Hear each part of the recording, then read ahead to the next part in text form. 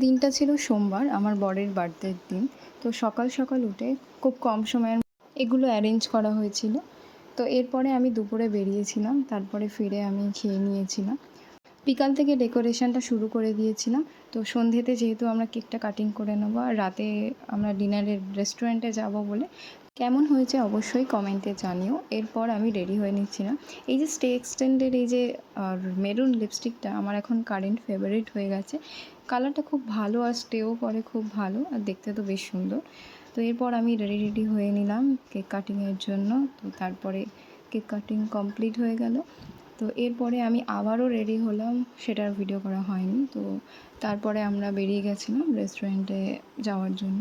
তো রাতের দিকে আমরা গিয়েছিলাম, সেই কারণে খুব একজন লোক ওখানে ছিল না, খুব অল্পই লোকজন ছিল, ফাঁকাই ছিল। এখান থেকে আমরা নিয়েছিলাম চিকেন ফ্রাইড রাইস আর তার সাথে গার্লিক চিকেন, আর পরে নিয়েছিলাম বাটার নান আর চিলি মাশরুম, কিন্তু সেটার ভিডিও করা হয়নি যেহেতু আমরা ওটা বাড়িতে প্যাক করে নিয়ে এসেছিলাম। তো দ্যাটস ইট, এইভাবেই সারা দিনটা কাটিয়ে দিলাম। তো দেখা হচ্ছে পরের একটা নতুন ব্লগ নিয়ে। তো টাটা। আর ভালো লাগলে অবশ্যই আমার চ্যানেলটাকে সাবস্ক্রাইব করো, লাইক অ্যান্ড কমেন্ট করতে ভুলো না।